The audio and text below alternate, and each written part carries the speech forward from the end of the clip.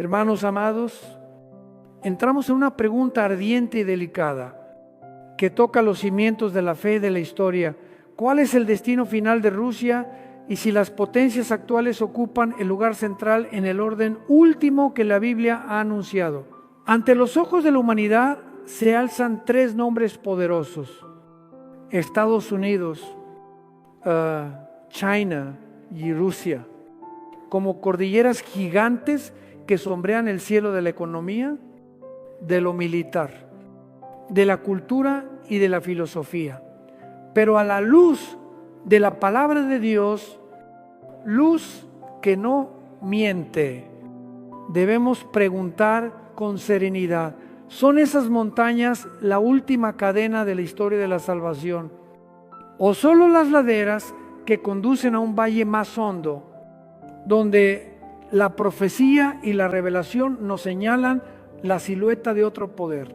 Si recorremos el meridiano del tiempo, vemos a Rusia vestida con el ropaje de los zares, con una dinastía larga, brillante y a la vez trágica.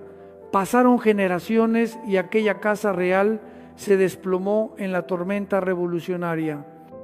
Cuando el último zar, Nicolás II, fue ejecutado junto con su familia. La banda sonora del siglo XX comenzó con los cañones de la Primera Guerra Mundial. Y en medio del humo surgió el nombre de Lenin, que encendió la revolución bolchevique y levantó un nuevo orden llamado Unión de Repúblicas Socialistas Soviéticas. Después, al morir Lenin, José Stalin tomó el poder y el mundo contempló una maquinaria ideológica implacable que trituró a decenas de millones de vidas. La historia no solo registra cifras, registra los llantos que el viento arrastra sobre la estepa helada. Luego la Guerra Fría extendió su sombra durante muchas décadas, como dos trenes corriendo por el mismo riel, sin chocar pero listos para destruirse. En 1991 el bloque soviético cayó. El telón de hierro se rasgó y muchos pueblos que vestían el mismo abrigo de la Unión Soviética salieron convertidos en naciones independientes. Desde entonces el mapa geopolítico recibió piezas nuevas, en su mayoría países de mayoría musulmana en Asia Central, entre Mongolia, Ypsilon, China, con nombres que al pronunciarlos parecen traer el eco del desierto y de la montaña.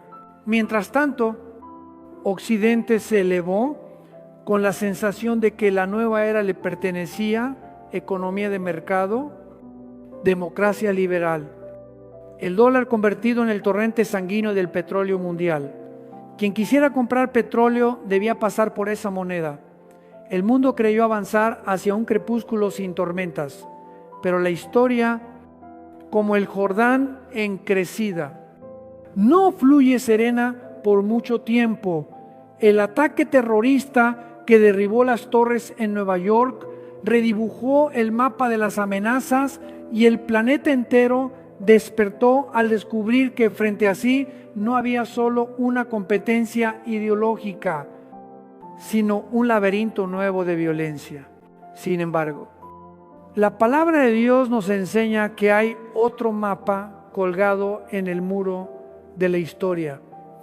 Ese mapa no se mide por kilómetros ni por kilómetros cuadrados, sino por promesas, advertencias y la cosecha de la justicia. Al leer los capítulos 38 y 39 de Ezequiel, encontramos un nombre que ha confundido a muchas generaciones: Gog.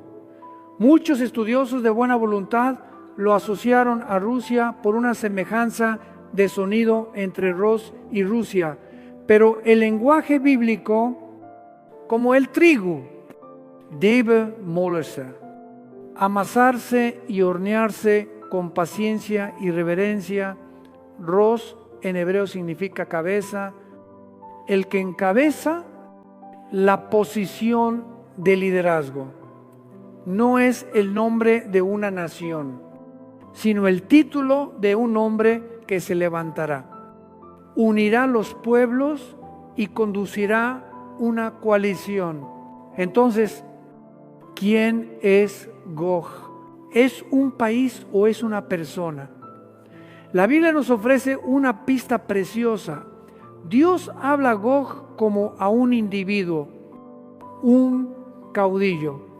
Y al abrir otras páginas de la Revelación, vemos los títulos entrelazarse como hilos que tejen una misma túnica: el anticristo, el asirio, el cuerno pequeño, la bestia, el hombre sin ley, el hijo de perdición.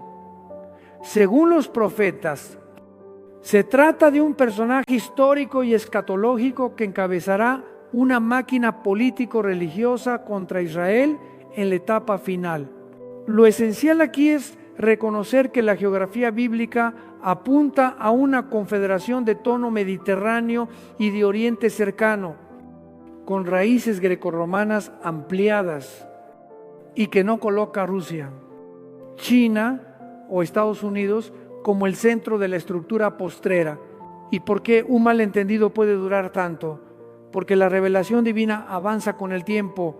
El profeta ve lámparas a la distancia a través de la niebla de los siglos. Y cuando la humanidad se acerca, la luz se vuelve más nítida.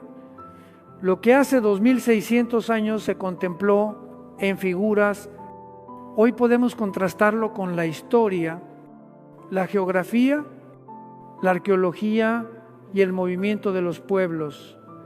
Ese progreso exige humildad para corregir conclusiones apresuradas y aferrarnos a lo que el texto realmente dice.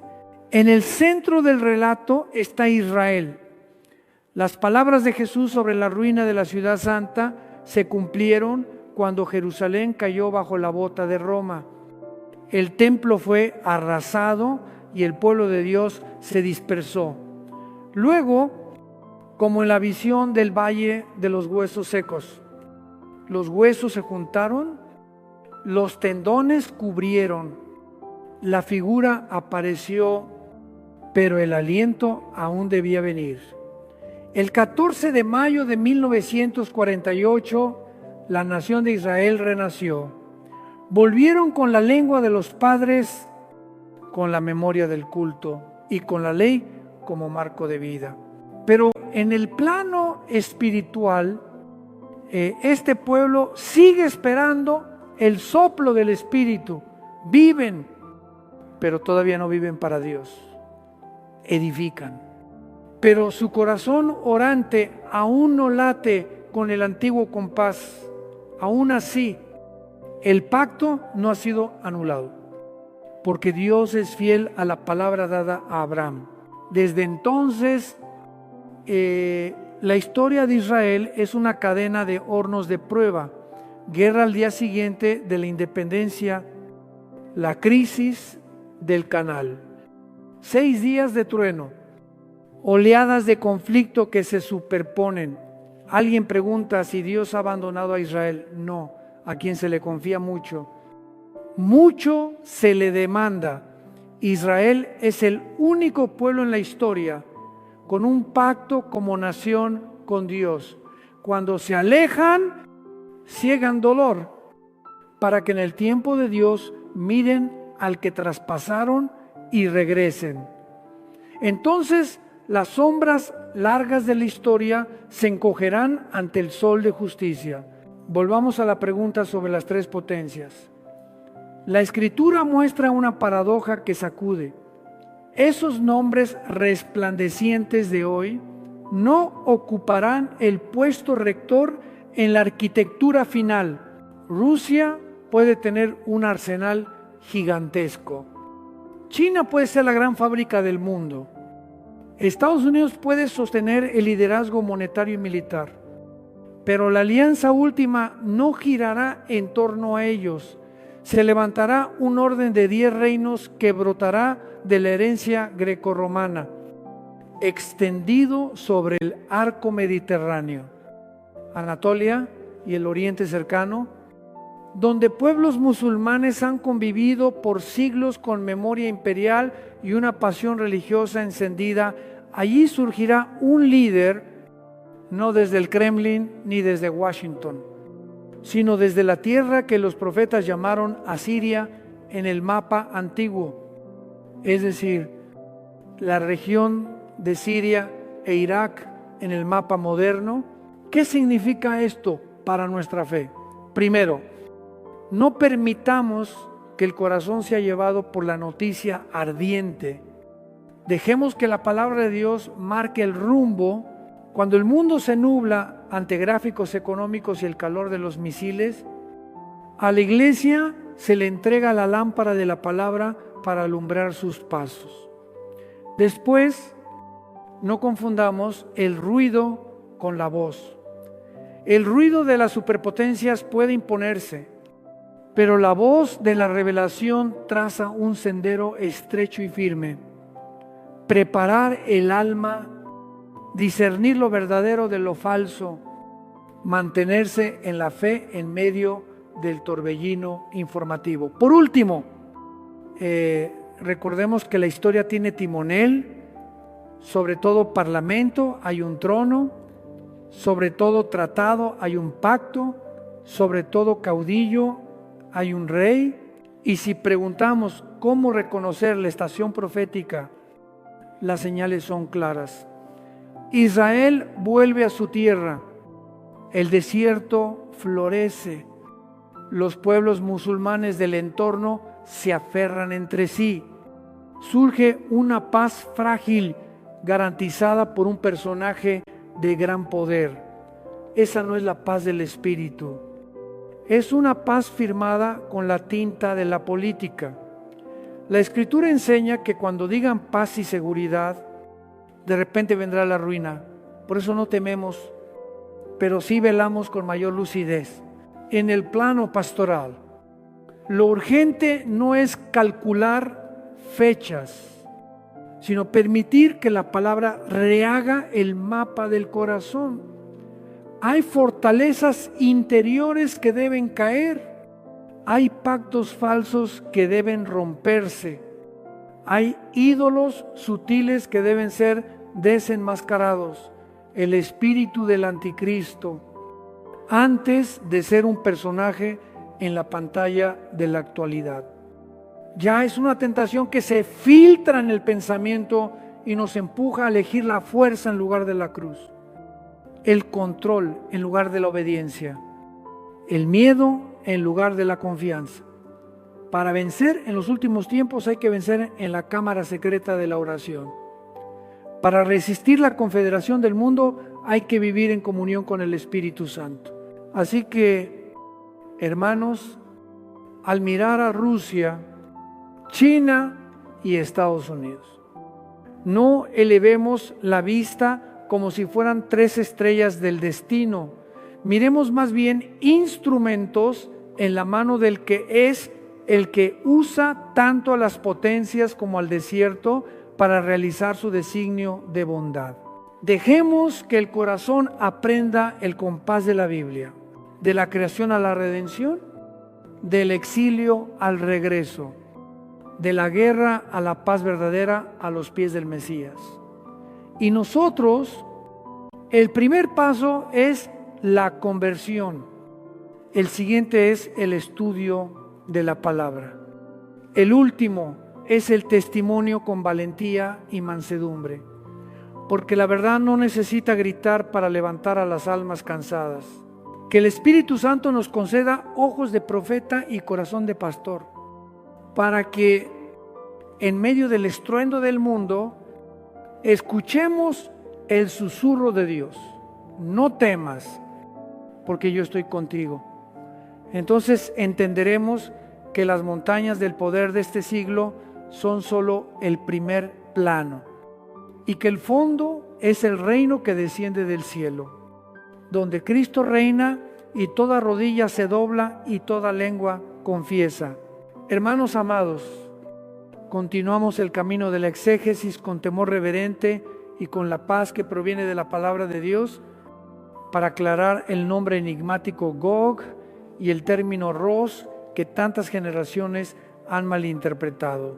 El centro de este paso es devolver al texto bíblico su sentido preciso, de modo que el mapa escatológico aparezca nítido y no quede oculto por conjeturas ruidosas. Ante todo, afirmemos que Gog no es el nombre de una nación, sino la designación de un jefe. En Ezequiel capítulo 38, la expresión príncipe soberano ha sido asociada con Rusia de forma apresurada por un parecido superficial. Sin embargo, Ros en hebreo significa cabeza, el que encabeza la posición suprema. De allí procede Rosh Hashanah, cabeza del año en la tradición judía. Por lo tanto, cuando el profeta menciona a Gog, Jos de Mesec y Tubal, lo revelado no es el nombre de Rusia, sino el título de un líder supremo que está al frente de una estructura de poder. Este es el discernimiento fundacional, porque si erramos aquí, todo el esquema profético se desvía. Una vez desatado este nudo lingüístico, miramos el versículo clave que ilumina la identidad de Gog. Ezequiel capítulo 38, versículo 17, registra que Dios habla directamente a esta figura y le recuerda que desde antiguo habló de él por medio de sus profetas. Si Gog fuera una nación contemporánea, como algunos suponen, ¿cómo es que todos los profetas hablaron de esa nación como si fuera una persona? La construcción del pasaje muestra que Gog es un individuo, un caudillo con dimensión histórica y escatológica, anunciado por una cadena de profetas como quien se levantará contra Israel en el tiempo final. Así, los títulos de la Escritura comienzan a encajar en un único retrato: el asirio, el cuerno pequeño, la bestia, el hombre sin ley, el hijo de perdición. Todos convergen en una misma realidad, la del anticristo. Aquí el profeta Isaías nos ayuda a ubicar la geografía y la teología. El capítulo 10 presenta la vara de la ira de Dios llamada Asiria. El trasfondo antiguo sitúa a Asiria sobre el territorio que hoy corresponde a Siria e Irak. Es la misma franja que la Biblia denomina tierra de Sinar, tierra de los caldeos, ámbito de Babilonia. La enseñanza pastoral es profunda. Dios es Señor de la historia y puede usar un poder político vecino para corregir a su pueblo cuando éste se aparta de la verdad. Que Asiria sea llamada vara no significa que Dios apruebe la maldad. Significa que Él gobierna la historia para que todo termine sirviendo a su plan de salvación. Cuando la obra de corrección se complete, el soberbio será juzgado. Este es el ritmo de obra y juicio que los profetas proclaman al unísono. ¿Por qué entonces persiste la confusión entre Rusia y Gog? Porque solemos leer la revelación con ojos dominados por la coyuntura, mientras que la revelación es progresiva y pide humildad. Lo que los profetas contemplaron en imágenes y figuras hoy se aclara mediante la historia, la arqueología, la filología bíblica y el mapa moderno. A medida que nos acercamos al tramo final, las piezas encajan con mayor precisión. Y cuando encajan, descubrimos que la flecha de la Biblia no apunta a Moscú, ni a Pekín, ni a Washington, sino a un arco mediterráneo y de Oriente cercano, donde confluyen pueblos musulmanes, herencia grecorromana y memoria imperial. Necesitamos también releer la historia de Israel a la luz de este itinerario. La palabra de Jesús sobre la caída de Jerusalén se cumplió, el templo fue destruido y el pueblo de Dios se dispersó por casi 2000 años. La visión del valle de los huesos secos en Ezequiel capítulo 37 se vuelve entonces la figura clave de la restauración nacional. El 14 de mayo de 1948, los huesos se unieron, crecieron tendones y carne, la figura tomó forma, pero el profeta afirma que al principio el espíritu aún no estaba en ellos. Por eso, aunque la nación fue restablecida, la travesía de conversión para reconocer al Mesías permanece en el horizonte del designio divino. Israel existe como realidad política y jurídica legítima, pero aguarda la plenitud espiritual cuando el Salvador se manifieste. A partir de allí, la historia contemporánea ha sido una cadena de hornos de prueba. Desde la guerra del día siguiente a la independencia, pasando por la crisis del Canal, hasta la guerra de los 6 días, seguidas por nuevas oleadas de conflicto. La supervivencia de Israel no es solo estrategia, es testimonio de que Dios no ha roto el pacto con Abraham. Por eso, la doctrina del reemplazo que pretende que la Iglesia suplantó a Israel como pueblo de la alianza es un error peligroso. La Escritura y la historia confirman la fidelidad de Dios en el tiempo que Él ha señalado. Israel mirará al que traspasaron y volverá con arrepentimiento y adoración, desde la enseñanza pastoral. Esto tiene una consecuencia práctica. Estamos llamados a leer los tiempos con el mapa bíblico, no correr tras el ruido de las potencias, no imponer etiquetas coyunturales al texto revelado, sino permitir que la palabra rehaga nuestra mente. Aquí, la correcta comprensión de Ros es la llave. Si Ros es cabeza, entonces Gog es el que encabeza.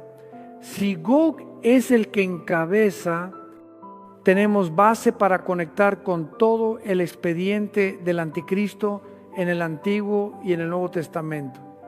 Y cuando ese retrato se define, ya no hay razón para afirmar que una superpotencia del norte moderna ocupa el centro de la estructura final. El centro es una persona, no una superpotencia. Un hombre se levantará, convocará a los reyes, erigirá un bloque de poder mixto, político y religioso. Tenderá a Israel una paz de seguridad aparente y a mitad del camino romperá el pacto, abriendo un periodo de tribulación sin precedentes. Isaías capítulo 10 subraya que Dios castigará la soberbia del rey de Asiria cuando haya concluido su obra en el monte Sión y en Jerusalén. Esto apunta al clímax escatológico con la intervención gloriosa de Cristo. En la economía de la salvación, toda medición política, militar y económica termina siendo música de fondo frente al pacto y al juicio.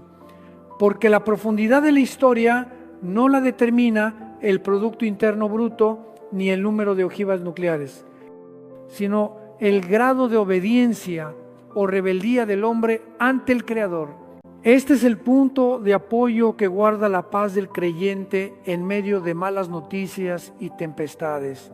En esta perspectiva, llamar a Sirio al personaje central no lo limita a las fronteras de Siria o Irak actuales. Es un signo teológico e histórico que identifica la zona cultural y espiritual donde ese poder crece, no el pasaporte político de un individuo. Dicho de otro modo, Asiria es el modo bíblico de ubicar un eje de dominio en la llanura de Sinar y en Babilonia, donde desde los días de Nimrod se elevó el desafío contra Dios.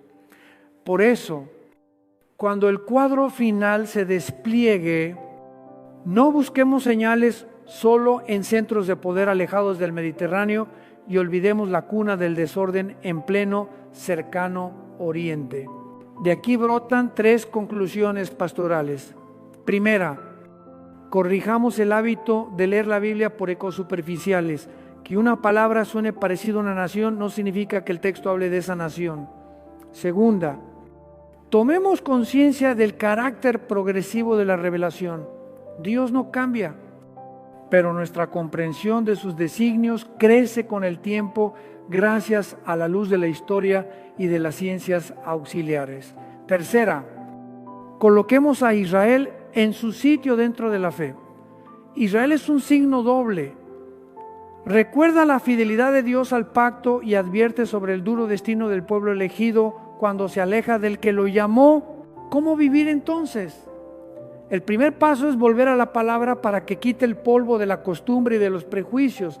El siguiente paso es orar en silencio, porque la batalla escatológica comienza en el corazón, donde elegimos obediencia en lugar de control, la cruz en lugar del poder.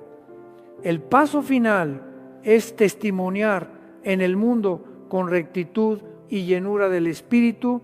Cuando el planeta se agite por boletines de último momento, la iglesia debe erguirse como columna de nube que guía en el desierto, recordando a la humanidad que sobre todo parlamento hay un trono, sobre todo tratado hay un pacto y sobre todo caudillo hay un rey. Si condensáramos toda esta exposición en una sola invitación, sería la invitación a la vigilancia. Vigilancia para no identificarnos con Rusia. Vigilancia para reconocer a Gog como el que encabeza, que emergerá en el marco mediterráneo y de Oriente cercano. Vigilancia para ver que la obra de corrección y salvación de Dios continúa con Israel, a pesar del polvo político y moral que cubre el rostro de nuestra época, y vigilancia para preparar el propio corazón, de modo que cuando sople el viento fuerte de los últimos tiempos, la casa de la fe permanezca en pie por estar edificada sobre la roca. Que el Espíritu Santo abra nuestros ojos para percibir el orden escondido en el caos y nos conceda valentía mansa y humildad firme para que en medio del estruendo del mundo sigamos oyendo la voz de la revelación. Manteneos firmes porque el tiempo está en mis manos. Hermanos amados, al mirar los giros de la historia reciente, contemplamos una cadena de hechos tan sorprendentes como luminosos, como si la mano de la providencia hubiera escrito entre los polvos de la guerra en la guerra de los 6 días. En muy pocas jornadas, Israel derribó la aviación de varios países árabes vecinos, controló la península del Sinaí, entró en Gaza, recuperó Jerusalén y mantuvo las alturas del Golán en el norte. El mundo quedó atónito, como quien presencia un viento recio que barre el desierto y deshace cálculos militares de muchos años. Pero entre los vítores de la victoria persistía la música discreta de una nostalgia. Era el anhelo por el monte del templo, el corazón religioso del pueblo, donde el muro de los lamentos sigue guardando el clamor de generaciones. El judío que se detiene ante aquellas piedras lleva un peso en el alma, porque el corazón de Israel aún no late libremente en el culto. Esa imagen nos enseña un secreto espiritual. Una nación puede ganar batallas y ensanchar fronteras, pero mientras el corazón de la adoración no sea restaurado, sentirá que le falta lo esencial allí, en ese espacio de carencia. La palabra nos habla del ritmo de los tiempos últimos, Volvamos al retrato profético. Afirmamos una vez más que Gog no es Rusia. Gog es la figura del anticristo, el hombre que llevará el estandarte de una gran coalición contra Israel. Los profetas no le dieron un nombre de país moderno, sino títulos revelados. Miqueas capítulo 5 habla del asirio como un guerrero que irrumpe en la tierra santa con afán de aplastarla.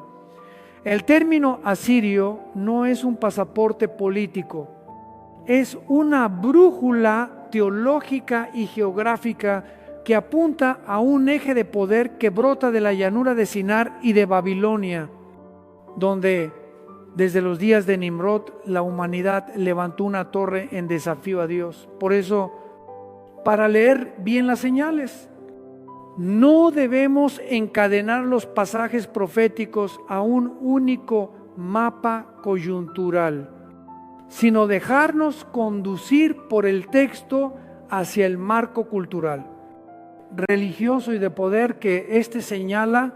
Ezequiel capítulo 38 nos ofrece un hito temporal precioso. La invasión llega después de que Israel haya sido librado de la espada y reunido de entre las naciones en la tierra de sus padres.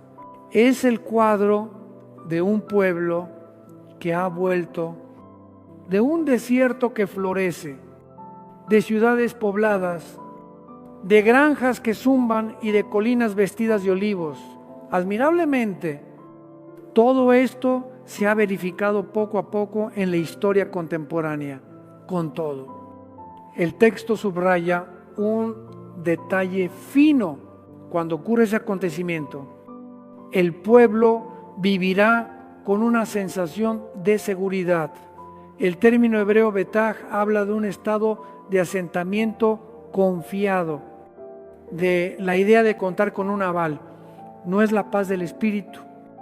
Es una seguridad política afirmada y garantizada por un personaje de gran autoridad. ¿Así? La escritura cierra ciertas hipótesis que imaginan la guerra estallando en medio del pánico extremo de Israel y abre un escenario distinto, un silencio peligroso en el que se cree que todo está en orden y de pronto irrumpe la tormenta. ¿Quién podrá otorgar a Israel una garantía semejante? La revelación responde que será un hombre, no una alianza descabezada. Él encabezará 10 reinos dentro del espacio de la herencia greco-romana ampliada y poseerá la llave para persuadir a pueblos musulmanes. En la tradición islámica existe la expectativa de un líder llamado Mahdi, que conduciría al mundo a un orden regido por la ley religiosa. Si un actor político supiera instrumentalizar esa esperanza, podría articular tribus, clérigos y gobiernos, generando la impresión de una voz común. Bajo ese influjo se firmará un pacto de 7 años, tal como fue presentado desde el profeta Daniel respecto de la semana 70. Luego, a mitad del periodo, es decir, tras 3 años y medio, el pacto se romperá. Caerán las máscaras y el gobernante mostrará su verdadero rostro al profanar el lugar santo, provocando la abominación desoladora de la que habló Jesús. A partir de ese punto se desatará una persecución feroz sin precedente en la historia de Israel. Al poner esta serie de visiones junto a la historia, no pretendemos alimentar la curiosidad, sino edificar la sabiduría y la firmeza. La curiosidad se entretiene contando nubes. La sabiduría prefiere cimentar la casa sobre roca. La curiosidad persigue titulares encendidos. La sabiduría aprende a discernir entre ruido y voz. Por eso la iglesia necesita volver a la palabra y permitir que la palabra reordene la mente. La palabra enseña que el poder del mundo, por brillante que parezca, solo es telón de fondo de un drama mayor. donde el pacto de Dios y su juicio justo deciden el desenlace. La palabra enseña que la paz verdadera no proviene de papeles ni de firmas, sino de la presencia de Emmanuel en medio de su pueblo.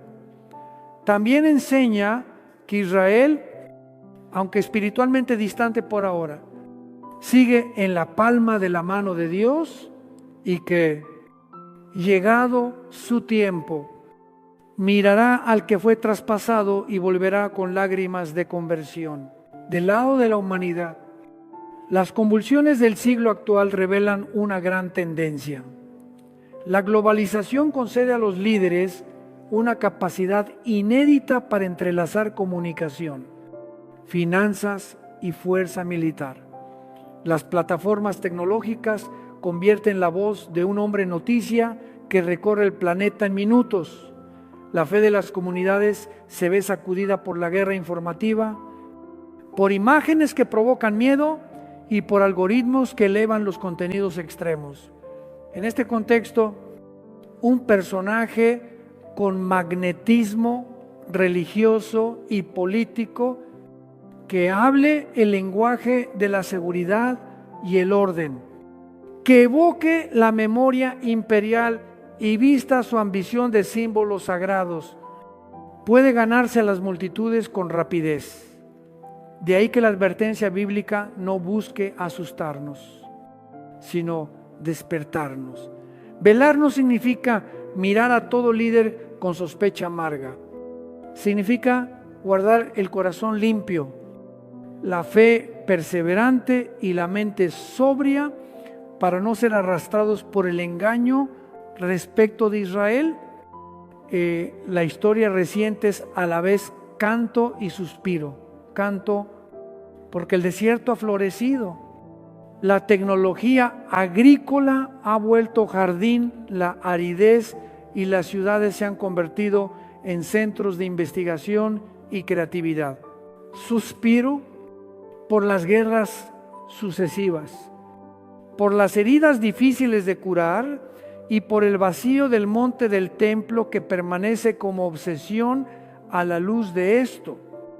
Comprendemos por qué tantos judíos lloran ante el muro, no solo por la memoria de la opresión, sino porque todavía no poseen un lugar oficial para ofrecer el sacrificio según la tradición de los padres. Desde la perspectiva de la revelación, esto forma parte del designio misterioso de Dios, hasta que surja un pacto que prometa una paz breve. Pensarán que el corazón del culto ha recuperado su latido cuando ese pacto sea traicionado. El pueblo comprenderá y en medio del dolor clamará y será salvado. Mientras esperamos, ¿cuál es el camino práctico para los creyentes? Primero, edificar una inteligencia bíblica sólida. No leer los pasajes proféticos como acertijos para jugar a las adivinanzas, sino como invitación a entrar en la sabiduría de Dios, aprender el espíritu del conjunto. Un versículo no contradice al resto, un término no puede forzarse por ecos coyunturales. Después, vivir la solidaridad. Al pensar en Israel y en los pueblos musulmanes vecinos, no permitamos que el corazón resbale hacia el odio.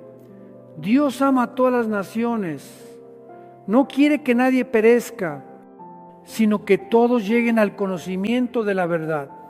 Por eso nuestro deber es orar por la paz, por la justicia, por la seguridad de los inocentes y por una puerta abierta al Evangelio, incluso en los lugares aparentemente más cerrados.